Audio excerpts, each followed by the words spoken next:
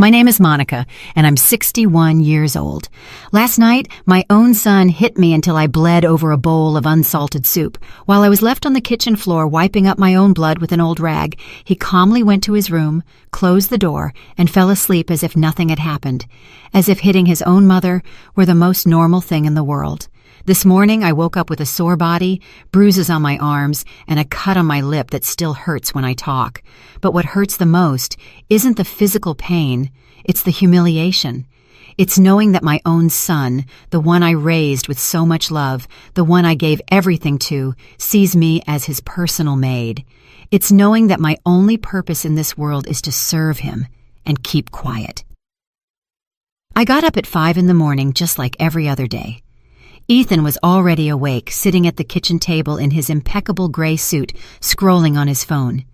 He didn't even look at me when I entered. He just said, without looking up, "Breakfast. Hurry up. I have an important meeting." It was as if nothing had happened, as if he hadn't screamed at me the night before, calling me worthless, useless, and saying that if I weren't his mother, he would have thrown me out on the street. I prepared his scrambled eggs exactly the way he likes them, with 3 spoonfuls of shredded cheese, 2 slices of toasted bread, and black coffee with no sugar. Everything had to be perfect, measured to the last detail, because if anything is even slightly off, he explodes. And when Ethan explodes, I'm the one who pays the consequences. While he was eating breakfast, the sound of a key turning in the front door lock echoed through the house. It was a young, elegant woman named Savannah, his wife, who always greets me with a fake smile and treats me as if I'm invisible. She came in wearing a light green dress and high heels, kissed Ethan on the cheek, and sat at the table as if she owned the place. "Good morning, Mrs. Davis," she said to me in that sweet voice she only uses when Ethan is around. "How are you this morning?" I wanted to tell her that I woke up bruised by her husband, that I had bruises all over my back, that I couldn't take it anymore. But instead I smiled and said, "I'm fine, thank you." "Are you going to have some breakfast, Savannah?" I asked. Ethan shot me a warning look. His eyes were clearly saying, "One wrong word and tonight will be worse." Then he added, with that fake smile he only uses when he has an audience, "Look, Mom, I bought you this new makeup. It's perfect for covering those little scrapes you got when you tripped last night." Yes, little scrapes. That's what he calls what he did to me, as if it were an accident, as if I had tripped and fallen on his fist all by myself. I took the makeup without saying anything. It was an expensive foundation, the kind that costs more than $50. He probably bought it with my retirement money because he manages my entire bank account. He says it's for my own good, that at my age, I can't handle money on my own anymore. The truth is, I haven't seen a single penny of my own pension in 2 years. Savannah was looking at him with those shining eyes of admiration. "You're so thoughtful, honey. Always taking care of your mom." If only she knew. If only she knew that her perfect husband, that successful executive who handles million-dollar accounts at the office, comes home every night to take out his frustration on me. After breakfast, Ethan put on his red tie, grabbed his briefcase, and whispered in my ear while Savannah was touching up her makeup. "Remember what we talked about last night? If you ever open your mouth, if you tell anyone what happens here, you're going to regret it. No one will believe you. You're just a crazy old woman living off her son's charity." His words chilled me to the bone. They left together, holding hands, like the perfect couple they pretend to be. I watched them from the window as they got into Ethan's new car, a black sedan that cost more than $400,000. My money, all of it bought with my money. When the house fell silent, I sat in the kitchen and started to cry. Not tears of sadness, but of rage, of helplessness, because I know I have to do something, but I don't know what. I know I can't keep living like this, but I also don't know how to get out of this nightmare. I sat in that silent kitchen for hours, watching the sunlight slowly make its way across the floor tiles. This house used to be my sanctuary. I bought it 30 years ago with the money I saved working as an executive secretary at the law firm of Sullivan and Associates. 40 years of my life dedicated to that job, getting up at 5 in the morning, always on time, organizing the lives of others. I never imagined I'd end up a prisoner in my own home. It all started 3 years ago when Ethan divorced his first wife. He showed up at my door one night with a suitcase in his hand and that look of a lost boy that always melted my heart. "Mom, I need to stay here for a while, just until I sort out my financial situation." He told me the divorce had left him bankrupt, that he had lost his house, that he had nowhere to live. I, like the foolish mother I've always been, opened my door and my heart. "Of course, son. This is your home too." How naive. I didn't know I was inviting the devil to live with me. The first few months were normal. Ethan would get up early, go to work, come back at night, and we'd eat dinner together. He even helped me with the grocery shopping. I thought we would finally have the mother-son relationship I'd always dreamed of. But little by little, things started to change. First, it was small comments. "Mom, this food is too salty." "Mom, why don't you clean the bathroom better?" "Mom, your clothes are too wrinkled. It's embarrassing." Comments that hurt, but that I justified by thinking he was just stressed from the divorce. Then he started getting into my finances. "Mom, at your age, you shouldn't be handling so much cash. It's dangerous. Let me help you with your accounts." And I, like the idiot I am, gave him access to my bank account. It's just to help me, I thought. He's my son. He would never hurt me. How wrong I was. In 6 months, Ethan had completely taken over my money. My monthly $1,200 pension went directly to his account. He gave me $20 a week for personal expenses, as if I were a child receiving an allowance. When I asked him about the rest of the money, he would say, "Mom, I'm investing your savings to help them grow. Trust me." Then Savannah came along, a woman 25 years younger than him, with a perfect smile and an ambition you could spot from a mile away. Ethan met her at his office, where she worked as a marketing assistant. 6 months later, they got married in a ceremony that cost over $100,000. My money, of course. Since Savannah came into our lives, everything got worse. Ethan started treating me like the housemaid. "Mom, make dinner for Savannah and me. Something elegant. She's used to fine things." "Mom, clean the guest bathroom. Important people are coming over." "Mom, wash this shirt by hand. It's too expensive for the washing machine." And I always obeyed. I obeyed because I was afraid he'd get angry, afraid he'd follow through on his threat to kick me out of my own house. Because even though the house is legally mine, Ethan convinced me to put his name on the deed too, for security, he said. "Mom, just in case something happens to you." The violence started a year ago. At first, it was accidental pushes, then pinches on my arm when I didn't do something the way he wanted. "You're driving me crazy, Mom. You're too slow." Then it escalated to hits on the shoulder, slaps when the food wasn't to his liking, and punches to my back if I wasn't cleaning fast enough. But last night was different. Last night, he crossed a line I never thought he would cross. I had prepared vegetable soup for dinner. It was a Tuesday, and we always have a light meal on Tuesdays. I carefully set the table, served the toasted bread and the hot soup. Everything was perfect. Ethan came home tired from the office, sat at the table without greeting me, took the first spoonful, and his face changed. "What the hell is this?" he yelled, spitting the soup back into the bowl. "It has no salt. It's as bland as water." I immediately apologized. "I'm sorry, son. I forgot the salt. Let me add a little." But it was too late. Ethan stood up from the table like a wild animal, grabbed the bowl of soup and threw it in my face. The hot liquid burned my cheek. Pieces of porcelain cut my lip. "You're useless," he screamed, grabbing my arm so hard I knew it would leave a bruise. 40 years working as a secretary, and you can't even make a decent soup. You're pathetic. He shoved me against the kitchen wall. My head hit the tile, and I saw stars. But he didn't stop there. He slapped me so hard, my ear buzzed for hours. Then another one, and another one after that.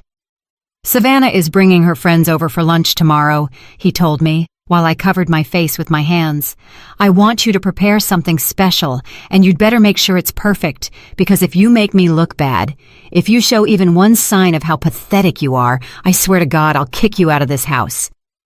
Then he calmed down, as he always does after he hits me. He bent down, helped me up, and wiped the blood from my lip with a napkin. "I'm sorry, Mom," he said in a soft voice. "I just get so frustrated seeing you like this. I know you can do better. It's all for your own good, so you'll learn."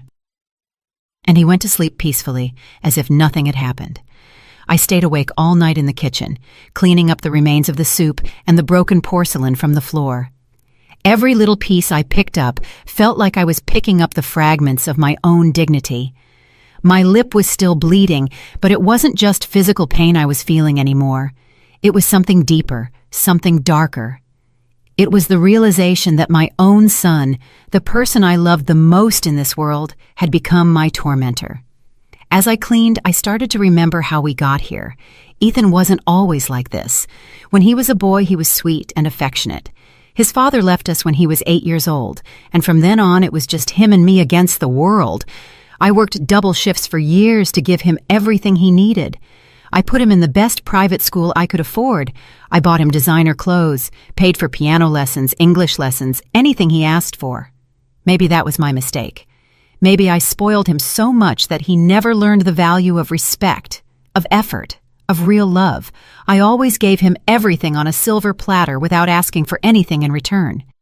And now, 35 years later, I'm the one paying the consequences for my decisions.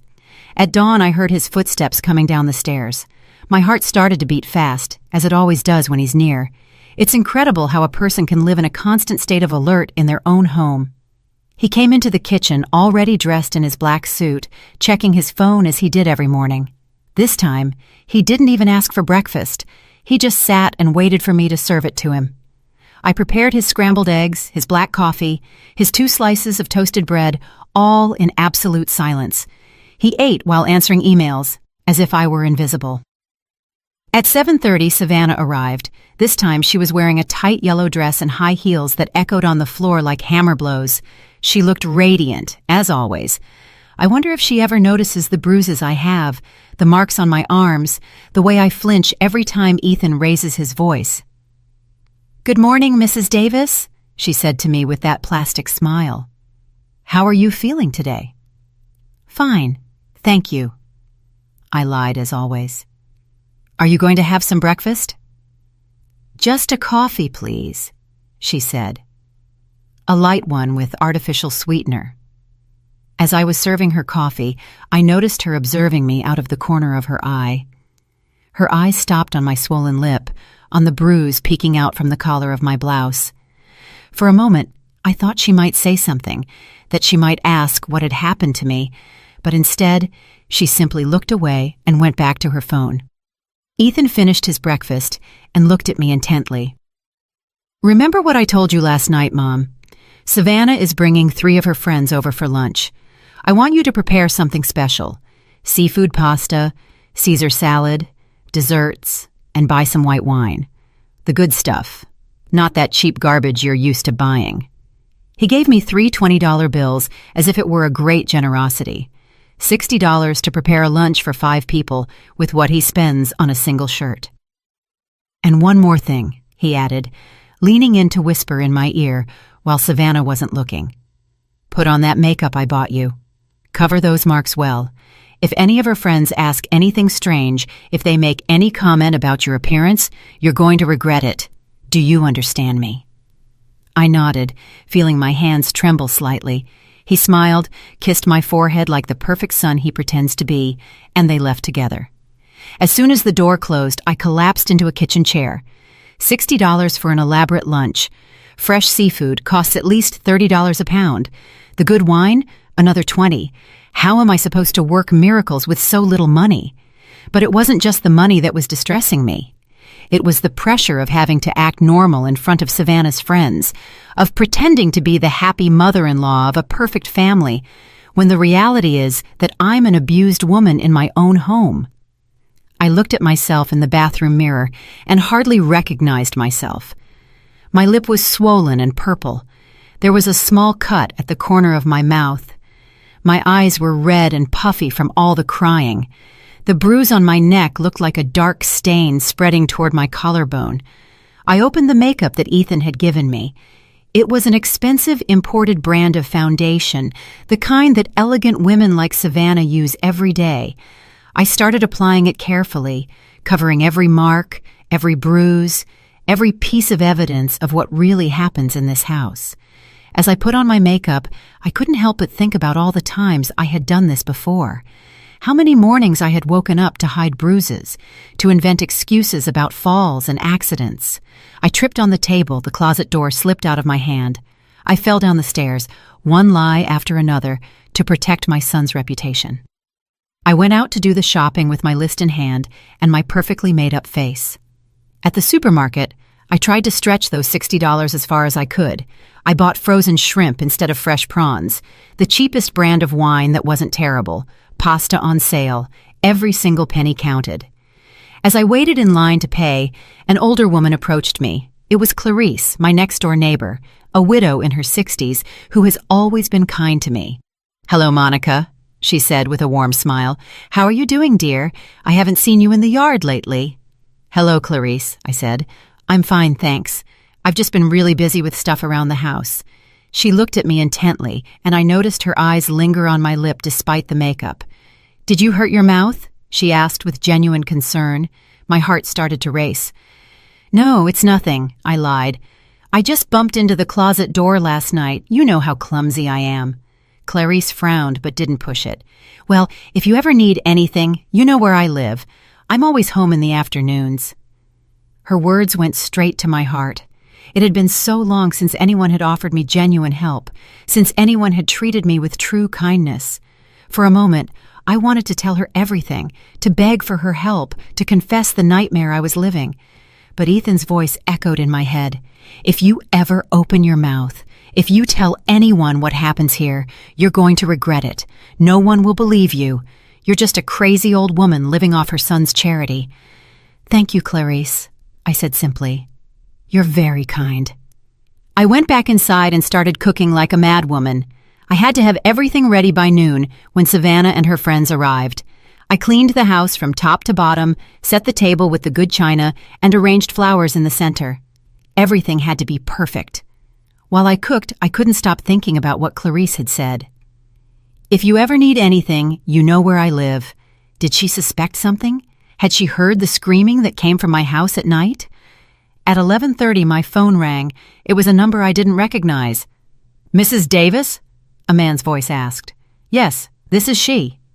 "This is the accountant from your son Ethan's company. We need to speak with you urgently about some discrepancies in the accounts. Could you come to the office this afternoon?" My heart stopped. Discrepancies.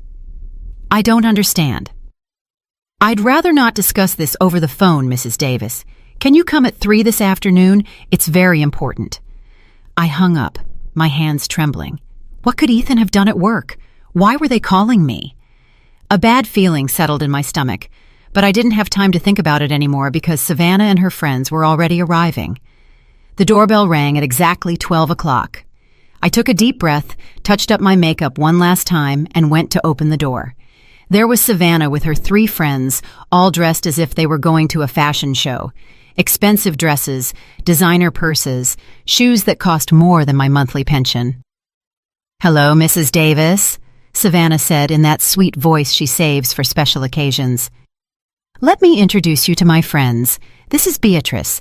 She works in human resources. This is Brenda from the marketing department, and this is Evelyn from legal." My heart nearly stopped when I heard Evelyn's name. It couldn't be a coincidence. I looked at her closely, and sure enough, it was her, Evelyn Brooks, my younger sister, whom I hadn't seen in more than 2 years. Evelyn looked at me with the same surprise, but we both played it cool. She has always been smarter than me, more cunning. She immediately understood that something strange was going on, especially when she saw my made-up face and my nervous demeanor. "It's a pleasure to meet you, Mrs. Davis," she said to me formally, as if she didn't know me. "Your daughter-in-law has told us so much about you." I invited them into the dining room, where I had put out my best tablecloth, the china I inherited from my mother, and the crystal glasses I only used for special occasions. Everything looked elegant, just as Ethan had demanded. I served lunch trying to keep my hand steady. The shrimp pasta had turned out well, despite the limited budget. The Caesar salad looked fresh. The bread was warm. I even managed to prepare a simple tiramisu for dessert. The women ate and talked about work, their lives, and their plans for the weekend. I went back and forth from the kitchen, serving more wine and clearing plates, like the perfect hostess I was supposed to be.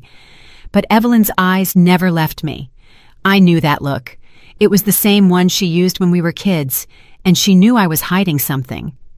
Throughout the meal, she observed me discreetly, studying my every move. "The food is delicious," Beatrice commented. "Did you cook all of this yourself, Mrs. Davis?" "Yes, I love to cook," I replied with a forced smile. "It's a pleasure when it's for such lovely people as yourselves." "How lucky Ethan is to have such a dedicated mother-in-law," Brenda added. "It's hard to find women who are so devoted to the home these days." Savannah smiled proudly. "It's true. Mrs. Davis always takes care of everything. It's like having a housekeeper, but better because she does it with love." Her words stung me like daggers, but I kept my smile.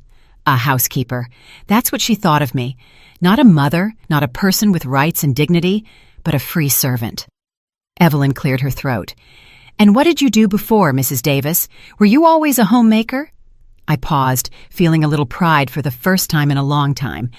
"I worked for 40 years as an executive secretary at the law firm of Sullivan & Associates. I retired 3 years ago." Evelyn's eyes lit up. Sullivan & Associates was one of the most prestigious firms in the city, where she had worked as an intern during her law studies. "How interesting!" she exclaimed. "I know that firm. They have a very good reputation. You must have met a lot of important people in all those years." "I did," I said with a more genuine smile. "I met judges, prosecutors, important lawyers. I even helped with some big cases. Mr. Sullivan always said I was indispensable." Savannah looked uncomfortable with the direction of the conversation. She didn't like me being the center of attention or having my professional accomplishments talked about. She quickly changed the subject. "Well, but now Mrs. Davis is retired and enjoying her well-deserved rest," she said with that fake smile. "Ethan takes care of everything, her finances, her needs. He's such a responsible son." Evelyn looked at me intently when Savannah said that. I know my sister, and I know those words sounded strange to her. A woman who worked 40 years at an important law firm doesn't need her son to handle her finances. The lunch continued with trivial conversation, but I could feel the tension growing. Evelyn kept watching me, and I knew she had noticed something was off. When I went to the kitchen for the dessert, she followed me. "Do you need any help?" she asked, but she was really looking for a moment to talk to me alone. "No thanks, everything's under control," I replied, avoiding her gaze. "Monica," she said in a low voice, using my real name for the first time that afternoon. "Are you okay? You seem different." For a moment, all my defenses came down. I wanted to hug her, tell her everything, beg her to help me. But at that moment, I heard Ethan's keys in the front door. He had come home from work earlier than usual. "Everything's fine, Evelyn," I said quickly. "I'm just a little tired." Ethan came into the dining room with that perfect smile he uses when he has visitors.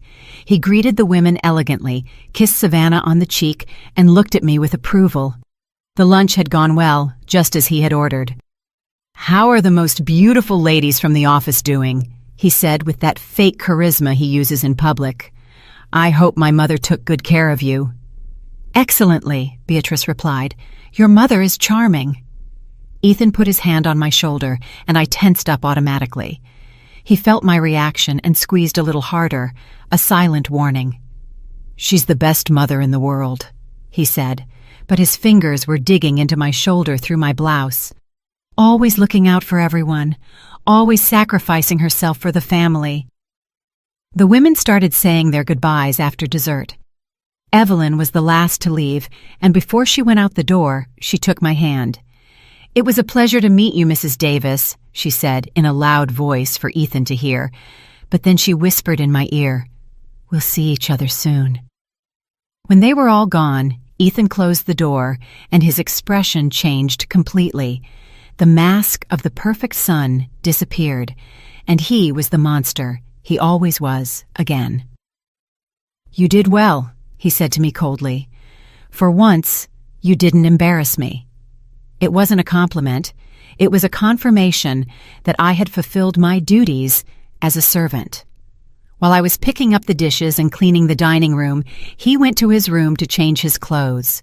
But before he left, he reminded me, "By the way, the technician is coming tomorrow to check your computer. He says you've been browsing some strange websites." My blood ran cold. I didn't have my own computer. I only used his when I needed to. And the only strange things I had looked up lately were websites about domestic abuse, shelters for battered women, and helplines. He knew I had been looking for information. He knew I was considering asking for help. Just then my phone rang. It was the accountant from Ethan's company again. "Mrs. Davis, can you come in at 3 this afternoon? It's urgent." I looked at the clock. It was 2:15. Ethan was in his room, probably taking a nap. It was my chance. "Yes," I said in a low voice. "I'll be there." I grabbed my keys, my purse, and quietly left the house. I didn't know what was waiting for me at that office, but I had a feeling my life was about to change forever. As I walked toward the bus stop, I remembered Evelyn's words, "We'll see each other soon." My sister had noticed something, and for the first time in a long time, I felt a small spark of hope. The office building where Ethan worked was one of those modern downtown skyscrapers, all glass and steel, that commanded respect from the street. I had never been there before. For all these years, my son had kept his work life completely separate from me, as if it were a secret I shouldn't know. I went up to the 18th floor, where the offices for Northern Business Corporation were. The receptionist, a young woman with a professional smile, directed me to the accountant's office. My heart was beating so fast I thought everyone would hear it. "Mrs. Davis!" A man in his 50s with glasses and a formal suit greeted me. "I'm Adrian Castillo, the general accountant for the company. Thank you for coming so quickly."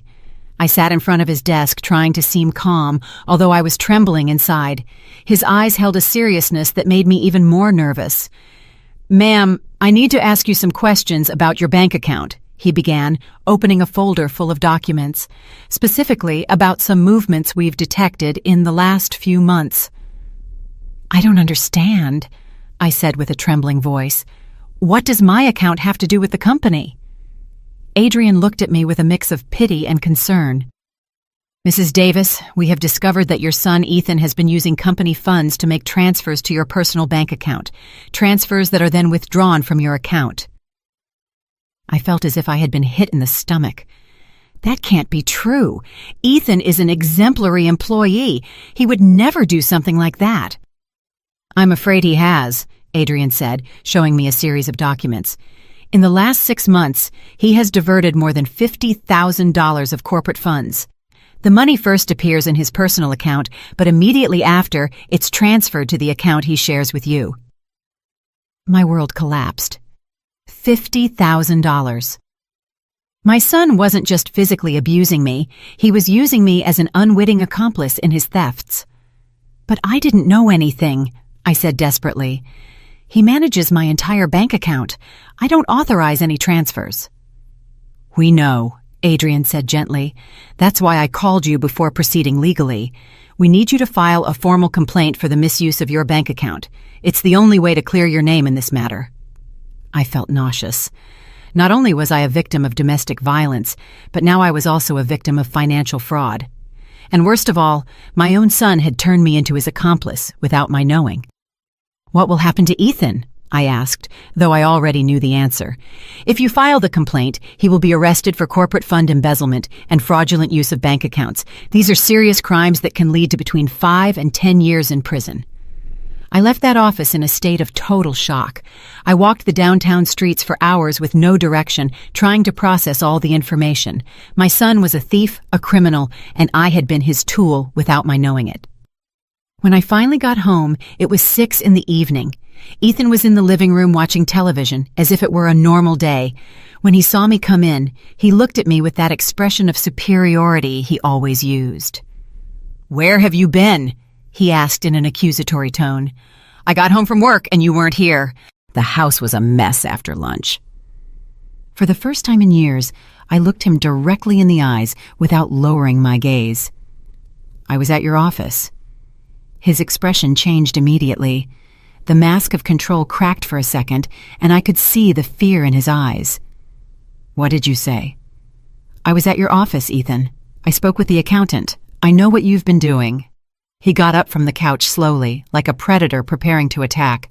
I don't know what you're talking about, Mom. I think you're confused. $50,000, I said, feeling my voice grow firmer.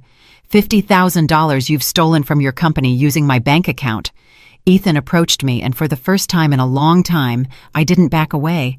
Something had changed inside me that afternoon. Maybe it was knowing that I wasn't alone, that there were other people who knew the truth. Listen to me, you stupid old woman, he said in a low, threatening voice. You have no idea what you're saying. That money is mine by right. You owe me for everything I've invested in you over these years. The food you eat, the roof over your head, the clothes you wear. With my own money, I replied. My pension, my savings, the money I earned working for 40 years. He grabbed my arm, but this time I didn't stay quiet. Let go of me! I screamed with all the strength I had. He was so surprised by my reaction that he actually let go. For 3 years, I had been his silent victim, and now for the first time, I was screaming at him. You're crazy, he said, but his voice didn't sound so confident anymore. No one will believe you. You're a senile old woman who doesn't even know what she's saying. The accountant believed me, I told him. The documents speak for themselves. The transfers are registered. Everything is documented. Ethan was silent for a few seconds, processing the information. Then his expression hardened even more. If you open your mouth, if you file any kind of complaint, I swear I'll destroy you. He threatened me. This house is also in my name. I can kick you out on the street tomorrow, and without my help, without my money, you'll die alone like a dog. But for the first time, his threats didn't terrify me. There was something different in me, a strength I didn't know I had. I'm not afraid of you anymore, Ethan, I told him, and as I said it, I realized it was true. For the first time in 3 years, I'm not afraid of you. He raised his hand to hit me, but just at that moment, the doorbell rang. It was Clarice, my neighbor. Monica! She was yelling from outside. Monica, is everything all right? I heard screaming. Ethan slowly lowered his hand. He couldn't hit me with a witness nearby. His reputation was too important to him. Go see what she wants, he said through gritted teeth, and you'd better not say anything strange. I went to open the door, my legs trembling. Clarice was there with a worried expression, holding a casserole dish. Hello, dear, she said to me. I brought you some stew I made, but I heard loud voices and got worried. Over her shoulder, I saw there was another woman with her. It was Evelyn, my sister. She had on casual clothes and had her hair tied back, but I recognized her immediately. Hello, Evelyn said, pretending she didn't know me. I'm new to the neighborhood and was just visiting Mrs. Davis. I hope we're not bothering you. Ethan appeared behind me, his fake smile perfectly in place. No problem at all, ladies. My mother was a little worked up because she burned the dinner. You know how older women get about these things. Clarice looked at him with an expression I couldn't decipher. Right, she said. Well, Monica, here's the food. And remember, if you need anything at all, I'm right next door. Evelyn looked me straight in the eyes. Yes, Mrs. Davis.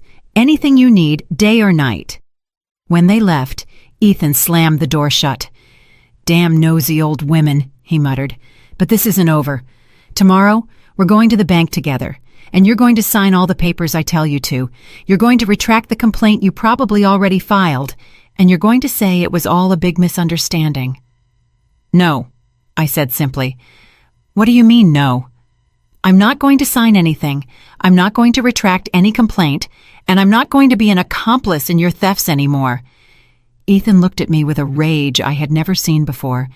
It was as if he had finally taken off all his masks and was showing me his true nature. Fine, he said with a calm that scared me more than his shouting.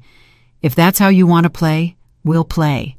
But I'm warning you, When I'm done with you, you're going to wish you were never born." I didn't sleep at all that night. Ethan was locked in his room, but I could hear him talking on the phone for hours. I didn't know what he was planning, but I knew I had to be prepared for the worst. At 3 in the morning, I heard a strange noise in the yard. I peeked out the window and saw a figure moving among the bushes. It was Clarice, and she seemed to be setting something up near my window. The next day, I realized what she had done. She had placed a small security camera pointed at my house, hidden among the plants. My neighbor knew something bad was happening and was documenting everything. The next day dawned gray and rainy, as if the weather was reflecting the storm brewing in my life. Ethan got up earlier than usual, at 5 in the morning. I heard him moving around the house, talking on the phone in a low voice, preparing something that had me on edge. When I went down to the kitchen, he was already dressed in his best suit, the black one he wore for the most important meetings. His hair was perfectly combed, his tie impeccable. He looked like the successful executive everyone believed he was, not the monster living under my roof. "Good morning, Mom," he said to me in a voice that was strangely sweet, almost sing-song. "I hope you slept well." That sweetness gave me goosebumps. I knew my son well enough to know that when he was acting nice, it was because he was planning something terrible. "Yes," I lied, serving him his coffee as I did every day. "Good," he said, smiling in a way that didn't reach his eyes, "because today is going to be a very special day. I've been thinking about our conversation from yesterday all night." He sat at the table and began to eat breakfast calmly, as if we were a normal family.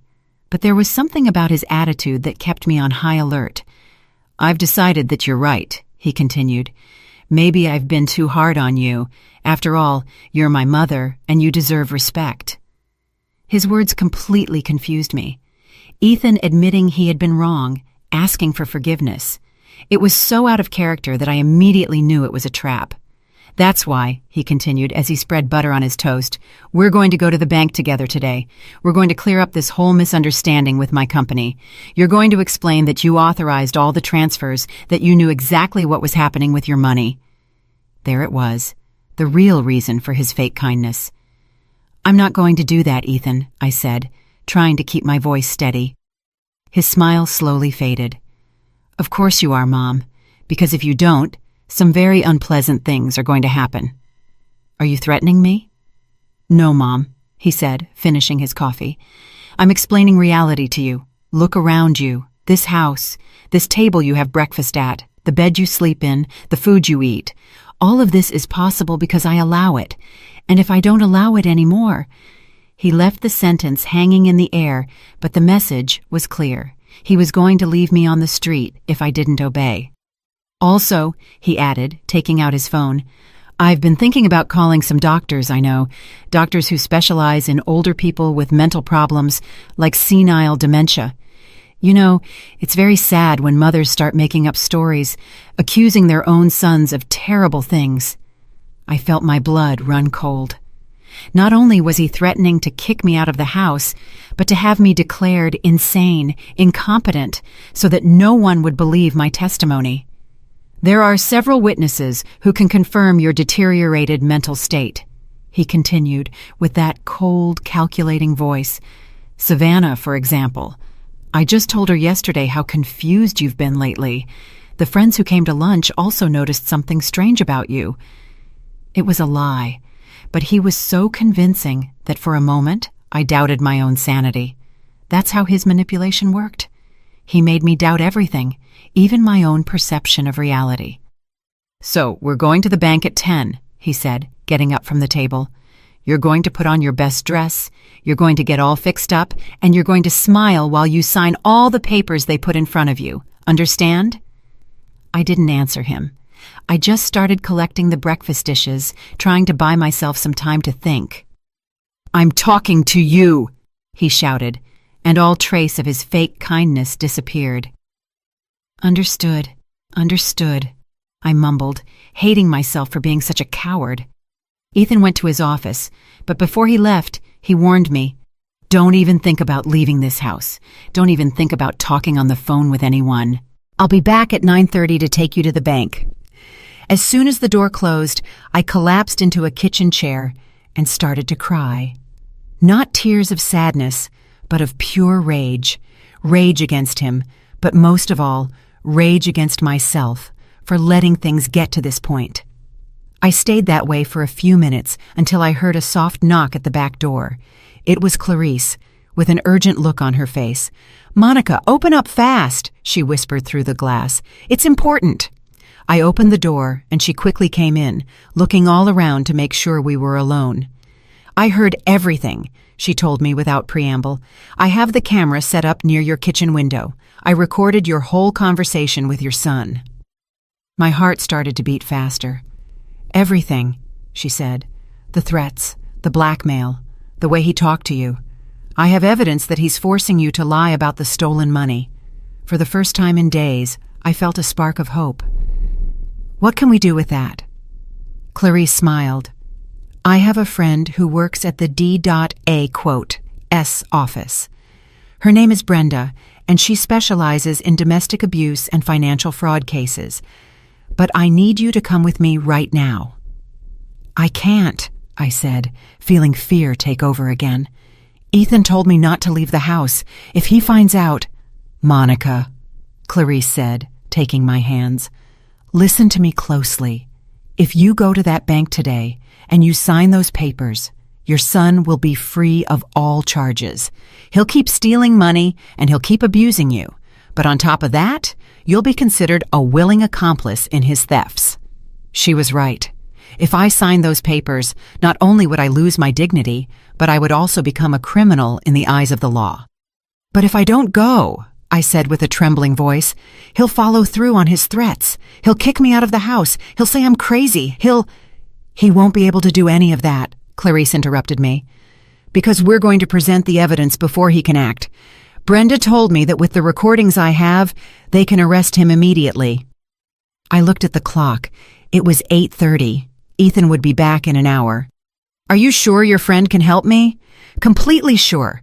But we have to go now, Monica. It's our only chance." I made a decision that would change my life forever.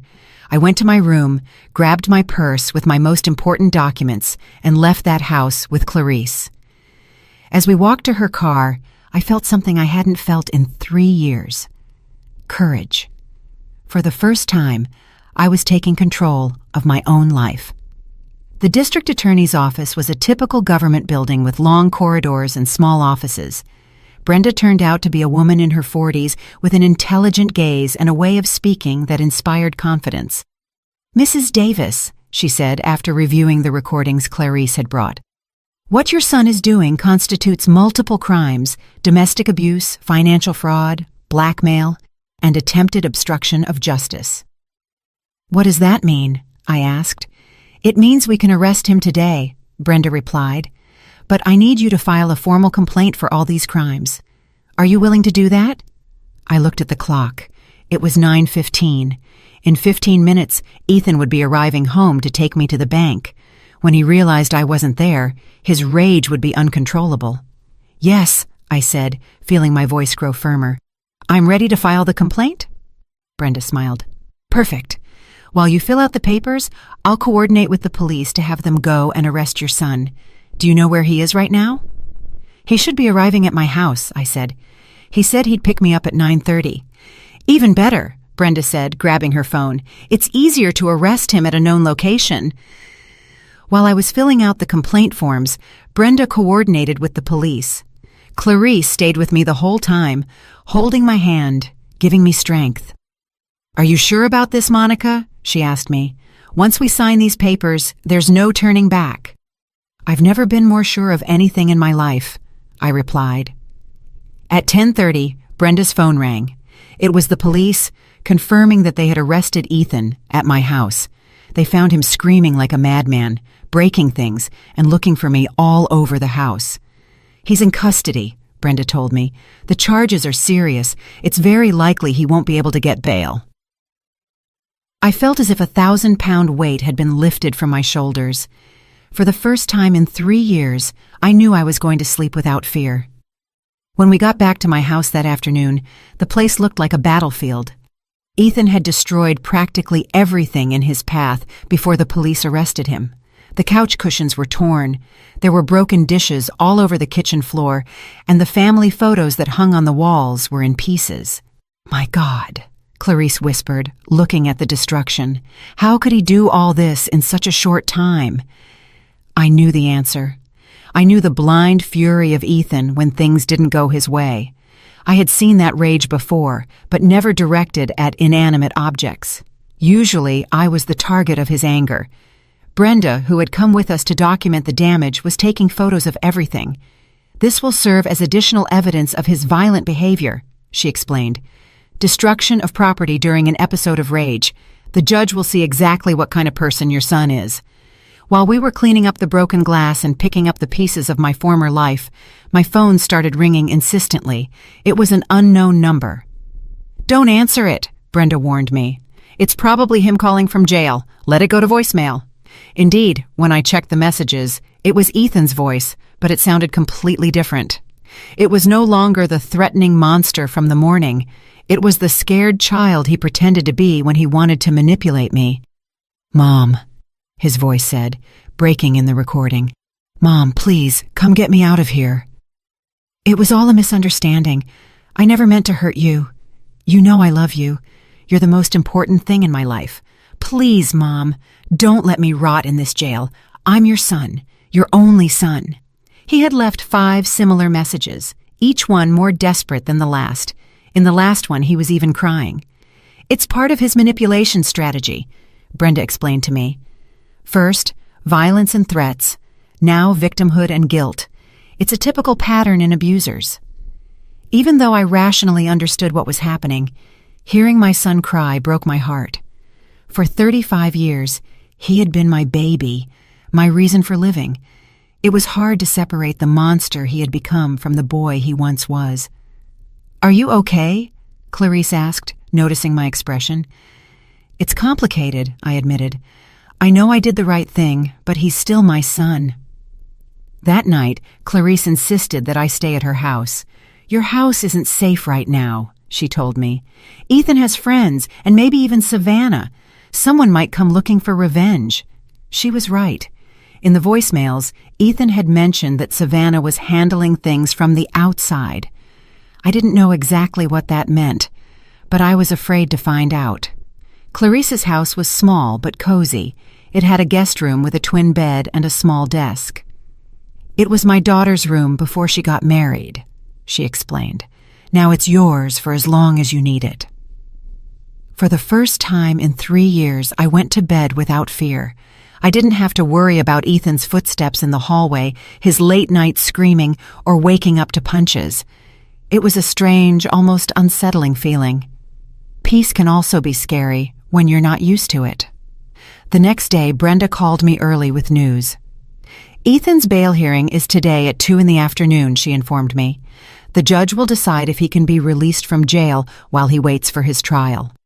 "What are the chances he'll be released?" I asked, feeling fear return. "With the evidence we have, very slim, but I need you to come and testify at the hearing. Your testimony will be crucial for the judge to understand the danger he poses." The hearing was in a small courtroom. Ethan was sitting at the defense table, wearing an orange jumpsuit. When he saw me come in, his expression changed completely. He was no longer the repentant child from the voicemails. He was pure, contained rage. Savannah was sitting in the public benches, elegantly dressed as always, but she looked haggard, as if she hadn't slept in days. When our eyes met, I saw something in her eyes that surprised me: shame. The judge was an older man in his 60s with a serious but fair look. He reviewed all the documents before beginning. "Mrs. Davis," he said to me when it was my turn to testify, "tell me in your own words what you have been living through in your home for the last few years."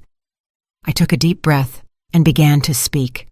I told them about the beatings, about the control over my money, about the threats, about the constant humiliation. My voice broke at times, but I kept talking. When I mentioned the $50,000 he stole, I saw Ethan tense up in his seat. His lawyer, a young man in an expensive suit, tried to object constantly, but the judge silenced him. "And what did your son tell you yesterday morning regarding your testimony?" the judge asked. "He threatened to have me declared mentally incompetent if I didn't lie for him. He told me he would kick me out on the street and that I would be left with nothing." The judge reviewed the recordings Clarice had made. He listened to them in their entirety with headphones while the whole courtroom waited in silence. "Mr. Ethan Davis," the judge said when he was done, "the evidence presented shows a clear pattern of domestic abuse, financial fraud, and witness intimidation. Considering the seriousness of the charges and the risk you pose to the victim, your request for bail is denied. You will remain in custody until the date of your trial." Ethan exploded. "This is an injustice," he shouted, standing up. "That crazy old woman is making everything up. I'm a respectable citizen. I have rights." The guards had to hold him as he continued to scream. "You're going to regret this, Mom. When I get out of here, I'm going to make you pay for every day I spend in this jail." His threats echoed throughout the courtroom, confirming exactly what I had testified about his violent character. After the hearing, Savannah approached me in the courthouse hallway. "Mrs. Davis," she said in a trembling voice, "I need to talk to you." Brenda and Clarice tensed up, but I signaled to them that I was okay. "What do you want, Savannah?" I asked her. "I want to apologize," she said, and for the first time since I had known her, her voice sounded genuine. "I knew something wasn't right in that house. I heard screaming. I saw your bruises. I noticed how you flinched every time he raised his voice." "Then why didn't you ever say anything?" I asked. "Because I was scared," she admitted. "Ethan had threatened me, too.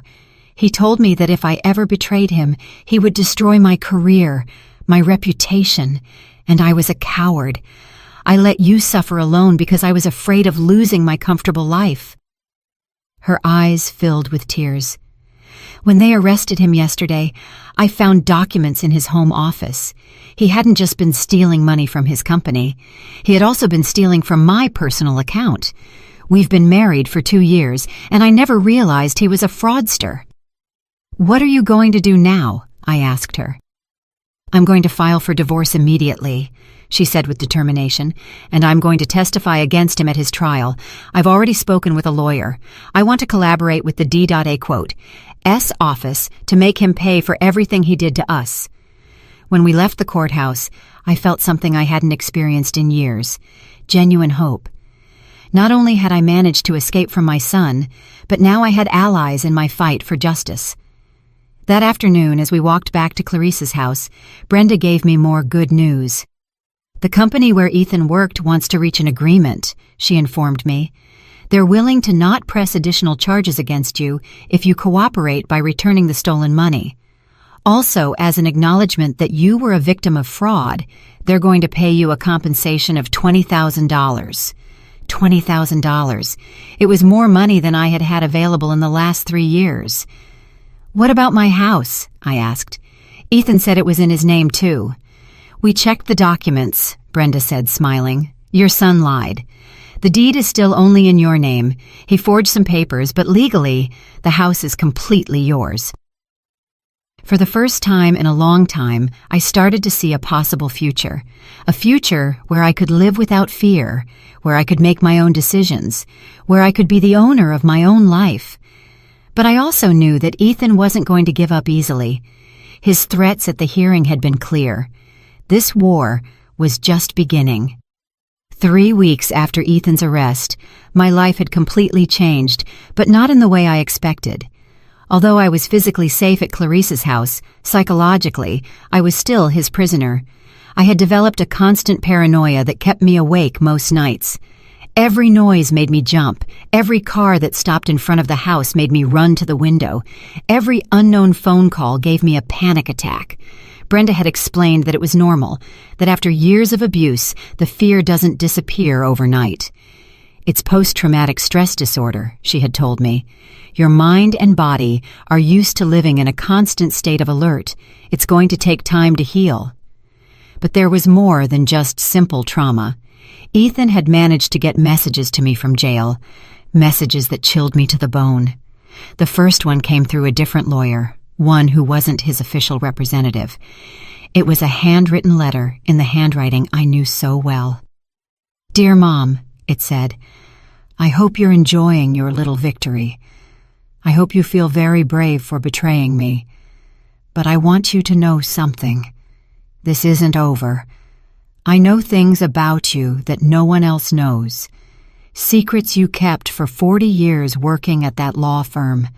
Things that could ruin not only your reputation, but your freedom." My heart stopped when I read those lines.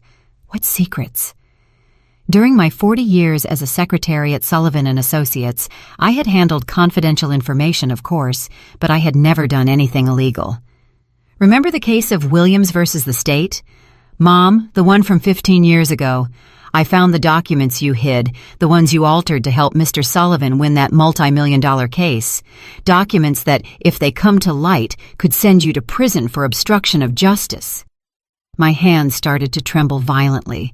I vaguely remembered the Williams case. It had been a difficult case where the firm represented a pharmaceutical company accused of concealing fatal side effects of a medication. Mr. Sullivan had asked me to organize some documents to remove certain memos that could hurt his client. I had thought it was normal, that it was part of my job as a secretary. I never fully understood the legal implications of what I had done. But Ethan was right. I had technically altered evidence in a court case. I have copies of everything, Mom. And if you don't drop the charges against me, if you don't come and publicly apologize for your lies, those documents are going to end up in the D.A. quote, S. hands. Imagine the headlines, 61-year-old secretary arrested for complicity in covering up drug deaths. The rest of the letter detailed exactly how he was going to destroy my life if I didn't obey. He had media contacts. He knew journalists who would pay well for a story of judicial corruption. My photo would be in all the newspapers. My name would be forever associated with the scandal. When Clarice found me crying with the letter in my hands, she immediately called Brenda. "This is clear blackmail," Brenda said after reading the letter. "But we need to know if his threats have any basis. What exactly do you remember about the Williams case?" I told her everything I remembered, including the instructions Mr. Sullivan had given me about reorganizing the documents. "Did you know that what you were doing could be illegal?" she asked me. "No," I said honestly. "I was just following orders. Mr. Sullivan told me it was normal procedure to protect client confidentiality." Brenda sighed. "Legally, ignorance is no excuse. If you really altered evidence, even if it was without criminal intent, you technically did commit a crime." My world collapsed all over again. Just when I thought I had escaped from Ethan's clutches, he found another way to control me. "What do I do?" I asked desperately. "If I drop the charges, he gets out and he'll kill me. If I don't, I go to jail for something I did 15 years ago without knowing it was illegal." "First, calm down," Brenda told me. "Second, we're going to investigate exactly what documents your son has and how he got them. And third, we're going to look for ways to minimize the legal damage if it turns out there really is evidence against you." The next few days were a legal investigation nightmare. Brenda worked with a team of lawyers specializing in old cases to review the entire Williams case file. Meanwhile, I lived in a constant state of terror, waiting for them to come and arrest me at any moment. Clarice was my salvation during those dark weeks. Not only did she give me refuge in her home, but she became the sister I never had. Every night she would sit with me while I cried, make me chamomile tea to help me sleep, and constantly remind me that I wasn't alone. "No matter what happens," she would tell me, "we're going to face it together. You're no longer that scared woman who lived under her son's terrorism." But I felt exactly like that scared woman. Ethan had achieved what he wanted. He had returned me to the state of fear and hopelessness that had been my life for 3 years. A week later, the second letter arrived, even crueler than the first. "I see you haven't learned your lesson, Mom. I see you still think you can defy me. That's fine. Now everyone is going to find out what kind of person you really are."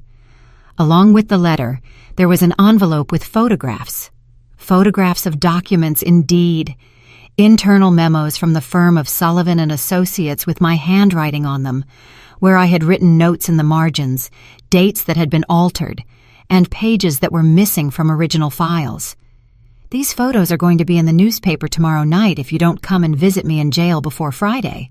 You'll come alone, without lawyers, without witnesses, and you'll bring a signed letter asking to drop all the charges against me because it was all a misunderstanding caused by your mental deterioration. My mental deterioration, that accusation that chilled my blood all over again. If you don't come, not only will these photos be in the newspapers, but you'll also see the recordings. Recordings? What recordings? Did you think I didn't know you had cameras installed in the house? Mom, did you think I was that stupid? I have recordings too. Recordings of you accepting cash from clients at the firm. Money you never reported as income. Tax evasion, Mom. Another 15 years in prison. This time, it wasn't just blackmail. It was all-out psychological warfare. Ethan had been preparing for this situation for months, maybe years. He had collected evidence, planned every move, and anticipated my rebellion. When Brenda read the second letter, her expression became very serious. Monica, I need you to tell me the complete truth about your time at the firm. Anything you might have done, any irregular situation, any money you received outside of your salary. I told her about the cash Christmas bonuses that Mr. Sullivan gave me every year, money I never declared because I thought they were personal gifts. I told her about the times when grateful clients had given me cash tips for special services, money I also never reported because I didn't know I had to. In total, she asked, how much money are we talking about over 40 years? Maybe $1,000, I said with shame. Brenda quickly calculated. With interest and penalties, we'd be looking at a tax debt of about $40,000. But the most serious thing was that it was technically tax evasion. My son had built a perfect trap. If I reported him, he would destroy me with evidence of my own mistakes. If I didn't report him, he would remain free to abuse me and steal money. There's a third option, Brenda said, after thinking for a long time. An option neither of you will expect. We get ahead of him. We voluntarily confess all your mistakes before he can use them as blackmail. And we use that confession to show that your son is a master manipulator who exerts psychological control over his victims, even from jail. It was a risky gamble. It meant publicly admitting I had committed crimes, facing possible legal consequences, and exposing myself to public humiliation. But it also meant taking away Ethan's main weapon, my secret. If we do this, Brenda continued, your son loses all his power over you. He can no longer blackmail you because there's nothing left to hide. I looked out the window at my house, which remained empty and shattered across the street. That house represented my past, my mistakes, my fears, but it also represented my future, my freedom, my chance to start over. Let's do it, I finally told her. I'm tired of living in fear. I'm tired of my son controlling my life from a jail cell. Brenda smiled. Tomorrow we're going to give Ethan the surprise of his life. The day we decided to fight back arrived faster than I expected.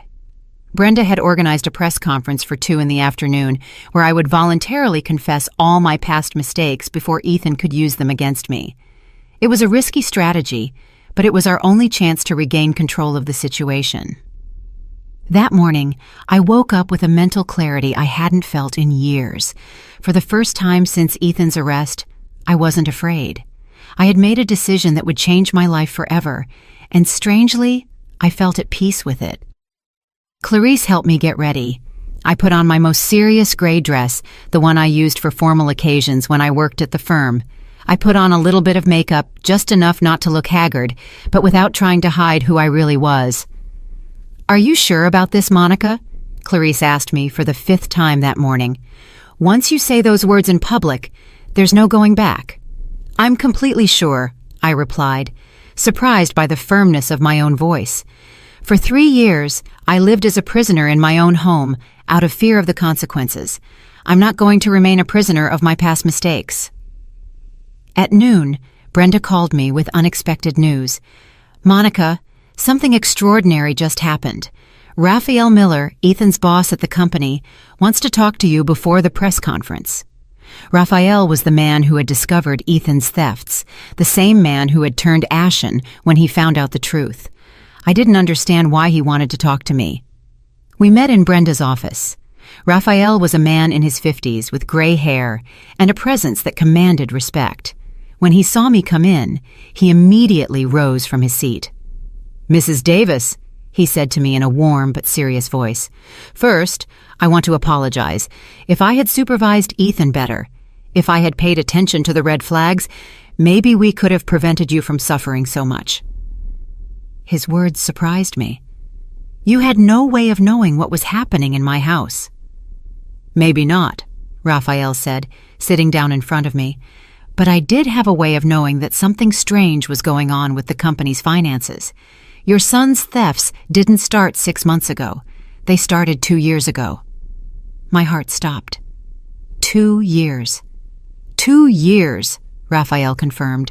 Small amounts at first, so small that we attributed them to accounting errors. But when we started investigating after your complaint, we discovered he had been stealing systematically for a long time. Brenda leaned forward. "How much money are we talking about in total?" $130,000, Raphael said, "which went directly to accounts he controlled, including your bank account." I felt nauseous. Not only had I been a victim of physical and psychological abuse, but I had been the unwitting tool in a massive robbery for 2 entire years. "But there's more," Raphael continued. "When Ethan was arrested, our legal department decided to investigate more deeply. We discovered he had been forging reports, manipulating contracts, and even selling the company's confidential information to competitors." "Why are you telling me this?" I asked. Raphael smiled for the first time since the conversation had started. "Because we want to offer you a job, Mrs. Davis." A job. During our investigation, we reviewed your work history. 40 years at Sullivan and Associates. Impeccable references. Experience with complex cases. We need someone with your experience to help us rebuild everything your son destroyed. I couldn't believe what I was hearing. Instead of facing arrest and public humiliation, I was being offered a chance to start over. "The salary would be $4,000 a month," Raphael continued, "plus health benefits, plus a special compensation of $50,000 as recognition for the damage we unintentionally caused you. $4,000 a month was more than 3 times my current pension, and $50,000 in compensation. Suddenly my future didn't look so hopeless. "But there's one condition," Raphael added. "We need you to testify at your son's trial. Your testimony will be crucial to ensuring he pays for all his crimes, not just the ones he committed against you." "Of course," I said without hesitation. "I'll do whatever it takes." At 2 in the afternoon, the press room was full of journalists, cameras, and microphones. Brenda had invited all the local media, explaining that a victim of domestic violence would be making an important statement about blackmail from jail. When I sat in front of those cameras, I felt a different fear from the one I had experienced for years. It wasn't fear of Ethan, it wasn't fear of the beatings or the threats. It was fear of freedom, fear of the responsibility of being the owner of my own life. "My name is Monica Davis," I began, looking directly into the cameras. "I'm 61 years old, and for the last 3 years, I have been a victim of domestic violence by my son, Ethan Davis." I told my complete story. The beatings, the financial control, the threats, the systematic theft of my money. But I also told the part that Ethan expected me to keep secret. "During my 40 years working as a secretary at the law firm of Sullivan and Associates, I made mistakes," I said, feeling my voice grow firmer with each word. "Mistakes that I didn't know were illegal at the time, but that I now recognize as such." I explained the Williams case, the altered documents, the unreported money, everything. I held nothing back. "My son discovered these mistakes, and he has been using them to blackmail me from jail. He threatened to publicly expose me if I didn't drop the charges against him. Today, I am here to take that weapon away from him. I would rather face the consequences of my mistakes than continue to be a victim of his manipulation." The room was completely silent. The journalists were taking furious notes. The cameras were recording every word. I want to send a message to all the women who are being abused by their sons, husbands, or partners, I continued. Emotional blackmail, financial control, threats of exposure, they are all forms of abuse. Don't let the fear of public judgment keep you as a prisoner. Freedom is worth more than reputation. After the press conference, Brenda informed me that the D.A. quote, S office had decided not to press charges against me for my past mistakes.